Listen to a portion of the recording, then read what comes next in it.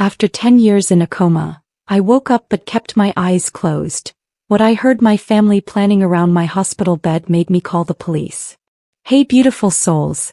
Take a second to subscribe, drop a friendly hi in the comments and tell us where you're watching from.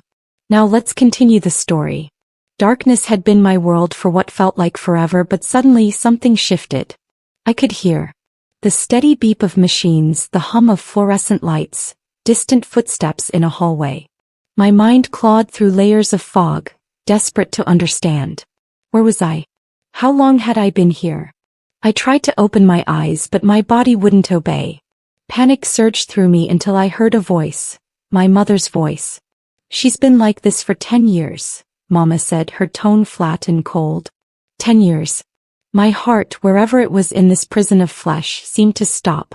I was 23 when the accident happened. The car crash. I remembered now, the screech of tires, the impact, then nothing. Now I was 33 and I'd missed a decade of my life. The insurance money been sitting there all this time, another voice said. My sister, Keisha. $2 million just waiting. Plus the settlement from the trucking company, Mama added. Another $3 million. $5 million. The words echoed in my mind. My fingers twitched, barely, but they moved. I was waking up. Every instinct screamed at me to open my eyes, to let them know I was here, that I could hear them. But something in their voices, something cold and calculating, made me hesitate. And in that hesitation I heard something that changed everything. So when we pulling the plug? Keisha asked casually, like she was discussing dinner plans. My blood ran cold. Doctor said we can make that decision anytime, Mama responded, and I heard papers rustling. I already got the DNR forms ready. Soon as she's gone, that money transfers to us as next of kin. Her bank accounts, the trust fund Daddy left her, everything. My father. Daddy. Memories flooded back, his warm smile, his laugh, how he'd always called me his little warrior. He died 5 years before my accident, leaving me everything because I was the only one who'd stayed in school, who'd made something of myself. He'd been so proud when I graduated medical school early. I was supposed to start my residency the week after the accident. What about Marcus? A male voice asked. My brother. 3 years older than me, always jealous that Daddy had paid for my education while he'd dropped out. What about him? Keisha snapped. He ain't even been here. He don't get nothing. I'm just saying he might ask questions, Marcus said. You know how he was always protective of Maya back in the day. Maya. My name. Hearing it felt surreal, like they were discussing a stranger. I wanted to scream, to move, to do anything. My right index finger twitched again, stronger this time. I focused all my energy on it, trying to gain control of my own body. Marcus ain't gonna say nothing once we cut him in, Mama said decisively. Give him 200,000, he'll be quiet. He need that money for his legal fees anyway. The casual cruelty in her voice devastated me more than the words themselves. As they continued talking about dividing my death benefits, my mind drifted to better times. I was 7 years old, sitting on Daddy's lap while he read me bedtime stories. You special, Maya, he'd whispered. You got something in you that's gonna change the world. Don't let nobody dim your light, baby girl. Not even family.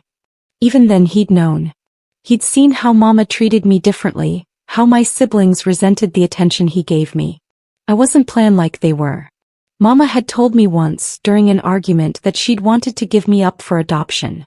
Daddy had insisted on keeping me, on loving me, on making sure I had every opportunity. You remember when she used to think she was so much better than us? Keisha's voice yanked me back to the present. I'm gonna be a doctor, I'm gonna save lives. Well, look at her now. Can't even save herself. They laughed. All three of them laughed at me lying there helpless. The beeping of my heart monitor increased slightly. I forced myself to calm down, to keep my breathing steady. They couldn't know I was awake. Not yet. I needed to understand what was happening, needed to figure out what to do. When you planning to do it? Marcus asked. This weekend, Mama said.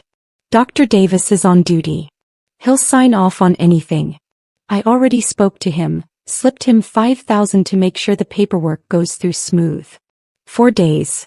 I had 4 days to figure out how to survive my own family. Through the fog of my recovering consciousness, more memories crystallized. I'd been driving home from the hospital after a 36-hour shift during my medical school rotations. I was exhausted, barely keeping my eyes open, but I was so close to achieving my dream. Just 1 more year and I'd be Dr. Maya Thompson. The youngest doctor in our family's history. The first doctor in our family's history. A truck had run a red light. The impact had been instant and catastrophic. I remembered the sensation of flying, of glass shattering, of pain so intense it whited out everything else. Then nothing. 10 years of nothing. 10 years of my family visiting me, pretending to care while secretly waiting for me to die. You think she can hear us? Marcus asked suddenly and my heart rate spiked. Don't be stupid, Keisha snapped. Doctors said she's a vegetable. Brain dead. Ain't nothing going on in there. She just breathing, 'cause the machines make her breathe. But I wasn't on a ventilator. I could feel my own breath moving in and out. They didn't even know the details of my condition. They'd never cared enough to learn. I'm just saying, sometimes I feel like she's watching me, Marcus continued. Like she knows. Boy, you sound crazy, Mama said dismissively. That's guilt talking. You always was soft when it came to Maya. But she don't know nothing and she ain't never gonna know nothing. By Sunday night she'll be cremated and we'll be rich. Cremated. They were going to burn my body, erase any evidence, make sure no one could ever question what they'd done. After they left, I lay in the silence, focusing every ounce of energy on my body. My finger had twitched. That meant the connection between my brain and body wasn't completely severed. I was paralyzed maybe, but not permanently. The neuroplasticity I'd studied in medical school might save my life. The brain could rewire itself, especially after trauma. I just needed time I didn't have. I started with my toes. Left foot first. Nothing. Right foot. A slight sensation like pins and needles. I focused harder, imagining my brain sending signals down my spine through the nerves into the muscle fibers. Hours passed. My right big toe moved. Just barely, but it moved. Progress. A nurse came in to check my vitals. Hey there, sweetheart, she said softly. Her voice was kind, genuine. I'm Nurse Patricia. I've been taking care of you for 3 years now. Your mama and sister were here earlier. They seemed like they were discussing something serious. She paused and I felt her hand on my arm. I don't know if you can hear me, honey, but something don't sit right with me about them. I've worked in hospitals for 25 years and I've seen a lot of families. Most people who visit coma patients, they talk to them, play music, read books. Your family? They just stand around discussing money and looking at their phones. Today was the first time I heard them actually talking about you and it didn't sound loving. Patricia suspected something. Hope flickered in my chest. But how could I communicate with her? I focused on my right hand, the one that had twitched earlier. Move, I commanded it. Move, damn it. My index finger trembled, then lifted slightly off the bed. Oh my God, Patricia whispered. Can you hear me? If you can hear me, try to move that finger again. I gathered every bit of strength and will. My finger moved more deliberately this time. Then down. Once, twice. Sweet Jesus, Patricia breathed. She pressed the call button. Dr. Morrison, you need to come to room 347 immediately. We have responsive movement from the patient. Within minutes, the room filled with medical staff. Dr. Morrison, a middle-aged white man with kind eyes and graying temples, leaned over me. Maya Thompson, if you can hear me, I need you to move that finger again. I did. The room erupted in excited murmurs. Let's run a full neurological assessment, Dr. Morrison ordered. And don't contact the family yet. I want to make sure we understand what we're dealing with first. This is extraordinary. 10 years in a minimally conscious state, and now she's showing purposeful movement. They ran tests. Shining lights in my eyes. I could see the brightness behind my closed lids. Touching different parts of my body, asking me to move corresponding fingers. I couldn't do everything, but I could respond. They discovered I had locked-in syndrome, fully conscious but almost completely paralyzed. Except I was coming out of it, slowly regaining function. This is remarkable, Dr. Morrison said. Her brain scans show significant activity. I believe she's been conscious for some time, possibly days or weeks, and her neural pathways are re-establishing connections. With intensive rehabilitation, she might recover significant function. Should I call her mother? Patricia asked. Let me check her chart first, Dr. Morrison said. Wait. There's a DNR order here filed just today. But the patient is showing clear signs of consciousness and recovery. This doesn't make sense. Dr. Morrison's voice turned serious. Patricia, something's wrong here. Very wrong. This DNR was filed today, but look at the date on the latest brain scan. It's from 3 days ago and it shows normal activity patterns. Someone filed this DNR knowing the patient was potentially conscious. Her mama filed it, Patricia said quietly. She came in this morning with the paperwork. Said she couldn't watch her daughter suffer no more, that it was time to let her go. But doctor, I'm gonna be honest with you. That woman ain't been suffering watching her daughter. She been suffering watching them medical bills, even though the insurance covers everything. How long have you been Maya's nurse? 3 years. And in them 3 years I've seen that family maybe 20 times total. But in the last month, they've been here almost every week. Ever since the insurance company sent that letter about the policy payout, the one that was sitting at the nurse's station by accident. Keisha saw it, asked me questions about it. I thought she was just wanting to understand her sister's care. Now I'm thinking different. Dr. Morrison looked down at me. Maya, I know you can hear me. What I'm about to ask is very important. Blink once for yes, twice for no. Do you want the DNR? Do you want us to let you go? 2 blinks. Strong, deliberate. No. I wanted to live. Do you feel your family has your best interests at heart? 2 blinks. No. Do you feel unsafe? 1 blink. Yes. Dr. Morrison stood up straight. Patricia, we need to contact hospital security and the ethics board immediately. And get me in touch with Adult Protective Services. I believe we have an attempted murder situation here. The words hung in the air like a death sentence, except this time it wasn't mine. It was theirs. Detective James Wilson arrived 3 hours later. He was a tall black man in his 50s with a weathered face and tired eyes that had seen too much.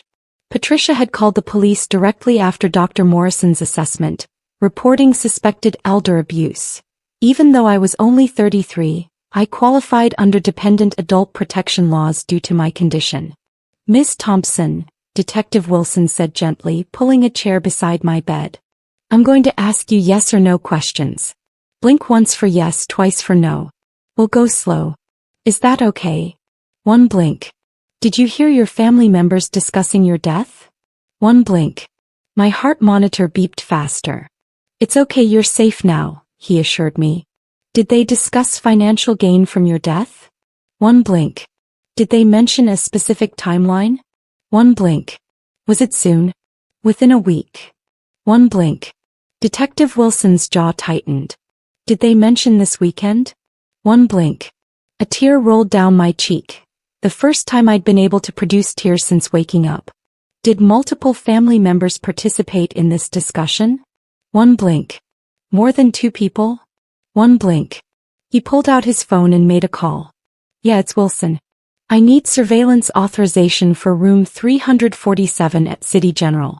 Suspected conspiracy to commit murder. Patient is conscious and has confirmed overhearing plans. I need audio and video and I need it yesterday. Within an hour they'd installed hidden cameras and microphones throughout my room. Dr. Morrison had been magnificent. He'd called Mama and told her there were some complications with my care, that she should come in tomorrow to discuss my treatment plan. It was perfect bait. The next morning Mama arrived with Keisha and Marcus. I kept my eyes closed, my breathing steady, but inside I was a storm of emotions. These were the people who were supposed to love me, protect me. Instead they were planning my murder. What kind of complications? Mama asked Dr. Morrison suspiciously. Her brain activity has been fluctuating, he lied smoothly. Before we proceed with the DNR, I wanted to run a few more tests. It's standard protocol for legal protection. We just want to make absolutely certain that she's not showing any signs of potential recovery. We already decided, Keisha said sharply. The DNR is signed. We pulling the plug this weekend like we planned. I understand your position, Dr. Morrison said carefully. But for the hospital's liability protection we need to run these tests. It'll take a few days. We can schedule the discontinuation of care for Monday instead. After Dr. Morrison left, they gathered around my bed. Detective Wilson was in the next room listening to every word. Something ain't right, Marcus said. Why would they suddenly care about more tests? 'Cause they covering their asses, Mama said dismissively. Hospital don't want no lawsuit. Let them run their little test. Come Monday she's done and we're rich. I already got the funeral home picked out, Keisha said. Cheapest one I could find. Cremation no service. We ain't wasting money on no fancy funeral. Smart, Mama agreed. The less attention the better. People might start asking questions about why we never visited much, why we're suddenly so eager to pull the plug right when she's supposed to get better. She ain't getting better, Marcus said, but his voice wavered. Look at her. She's been like this for 10 years. And she'll be like this forever, Keisha snapped. Stop being soft. This money is ours. Daddy left everything to her because he always thought she was so special, so smart. Well, being smart didn't stop that truck from hitting her, did it? You know what I'm gonna do with my share? Keisha continued, her voice dripping with venom. I'm gonna buy that boutique downtown, the one Maya always said she wanted to open after she became a doctor. She had all these big dreams. Open a practice, give back to the community, help people. Well, I'm gonna help myself instead. Something inside me shattered. It wasn't just about the money or the betrayal. It was about them taking pleasure in destroying my dreams, in mocking everything I'd worked for. I'd spent my entire life trying to make Daddy proud, trying to prove that his faith in me wasn't misplaced. And these people, my own blood, were laughing at my expense. My hand twitched violently. Did you see that? Marcus asked, stepping back. See what? Mama moved closer. Her hand moved. Boy, that's just muscle spasms, Keisha said. Dead people do that all the time. She ain't dead yet, Marcus said quietly. Might as well be, Mama said coldly. Then she did something that made Detective Wilson burst into the room minutes later. She leaned close to my ear and whispered, I never wanted you anyway. You were Daddy's favorite, his precious little Maya. Well, guess what? He's dead and soon you will be too. And I'm gonna spend every penny of your money with a smile on my face. My eyes snapped open. Mama stumbled backward, screaming. Keisha grabbed the bed rail. Marcus froze, his face pale. Hello, Mama, I whispered, my voice hoarse from disuse. Surprise. The door burst open. Detective Wilson, Dr. Morrison, Patricia, and 2 uniformed officers flooded in. Nobody move, Detective Wilson ordered. You're all under arrest for conspiracy to commit murder. The next hours were chaos. Mama screamed about patient rights and false accusations. Keisha tried to run but was caught at the elevator. Marcus just stood there, tears streaming down his face, whispering, I'm sorry, over and over. I almost felt bad for him. Almost. But he'd been willing to let me die for $200,000. That knowledge killed whatever sympathy I had left. They played the recordings. Every word, every casual discussion of my death, every plan to divide my money. The audio was damning. The video showed them standing around my supposedly comatose body, discussing murder like it was a business transaction. The prosecutor called it one of the most clear-cut cases she'd ever seen. But the hardest part wasn't their arrest. It was learning the full truth. Detective Wilson uncovered that they'd been stealing from me for years. Small amounts at first. A few thousand here and there from my account, carefully doctored statements. Then larger sums. They'd forged my signature on documents, taken out credit cards in my name, borrowed against my trust fund. By the time I woke up, they'd stolen nearly $400,000. And the accident? It hadn't been an accident at all. Marcus finally broke during interrogation. He'd tampered with my car's brakes 2 days before the crash. He'd meant to scare me, to make me drop out of medical school and come back home where they could control me. He hadn't meant to put me in a coma. The truck running the red light had been pure chance, but my inability to stop because my brakes failed, that was on him. "I'm sorry," he sobbed during his confession. "I'm so sorry, Maya. Mama kept saying you thought you were better than us, that you were taking all of Daddy's attention and money. I just wanted to teach you a lesson. I never wanted this. I never wanted any of this." But he'd been willing to finish the job. That's what I couldn't forgive. He'd had 10 years to confess, to feel guilty. He'd only felt guilty when he got caught. Physical therapy was grueling. My muscles had atrophied after 10 years of minimal use. Every movement was agony, every step a battle.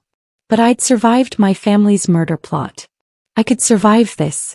Dr. Sarah Chin, my rehabilitation specialist, was patient and encouraging. She was a second-generation immigrant whose parents had come to this country with nothing, and she saw in me the same determination she'd seen in them. "You're remarkable," she told me one day 6 weeks into therapy.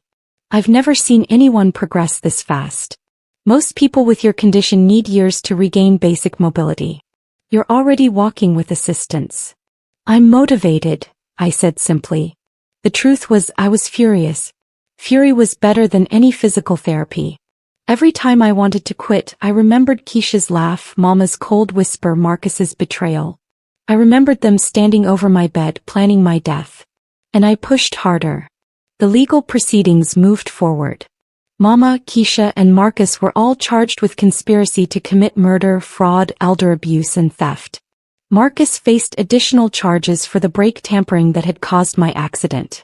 Their lawyers tried every trick, questioning my memory, suggesting the coma had damaged my brain, claiming the recordings were taken without consent. None of it worked. The evidence was overwhelming. What surprised me most was the outpouring of support from people I barely remembered. My old medical school classmates created a fundraiser for my rehabilitation. The hospital staff became my surrogate family. Patricia checked on me every day, even when she wasn't assigned to my floor. Dr. Morrison advocated tirelessly for my continued care. And then there was David. Dr. David Martinez, a neurologist who'd been consulted on my case. He was brilliant, kind, and treated me like a person, not a patient. We talked for hours about everything and nothing. Medicine, music, life, loss. "You're going to be okay," he told me one evening. "Better than okay. You're going to be extraordinary." "I don't feel extraordinary," I admitted. "I feel broken. Broken things heal stronger," he said softly. "You're proof of that." The trial lasted 3 weeks. I testified from a wheelchair, my voice steady despite the tremors in my hands. I looked each of them in the eye, Mama, Keisha, Marcus, and told the jury everything. The courtroom was silent except for my voice and the occasional sob from Marcus. The jury deliberated for 4 hours. Guilty on all counts. Mama got 25 years. Keisha got 20. Marcus got 30 because of the brake tampering. They'd be old when they got out, if they got out. Part of me felt relief. But mostly I felt empty. These were the people who were supposed to love me. Instead, they tried to kill me twice. After the sentencing, I went to the cemetery where Daddy was buried. It was the first time I'd been there since before the accident. David pushed my wheelchair. I could walk short distances now, but the cemetery was large and I tired easily. "Hey, Daddy," I whispered, touching his headstone. "I did it. I survived. I know you'd be proud of me, but I also know you'd be heartbroken about what they did.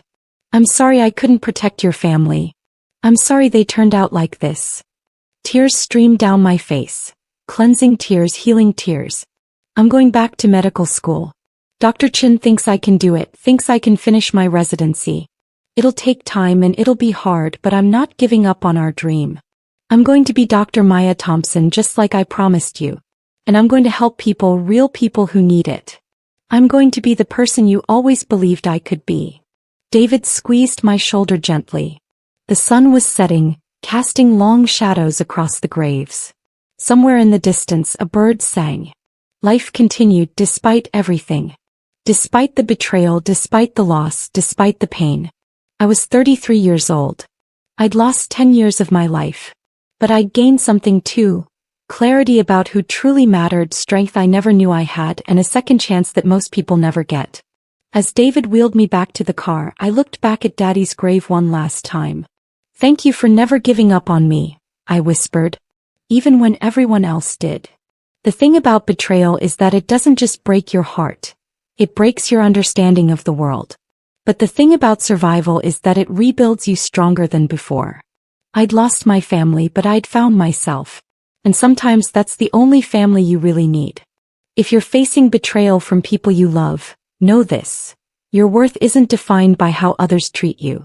Your dreams aren't diminished by those who don't believe in them. And sometimes the family you choose is more powerful than the family you're born into. Stand up for yourself. Protect yourself. Because at the end of the day, you're the only one who will be there for yourself forever. 6 months later, I walked into my first day back at medical school without assistance. It was the proudest moment of my life. Not because I'd survived, but because I'd decided that surviving wasn't enough. I was going to thrive. And I was going to do it on my own terms. If this story touched you, please like, subscribe, and share your own stories of overcoming betrayal in the comments below. Remember, you are stronger than you know, and your story isn't over yet. The best chapters are still to come.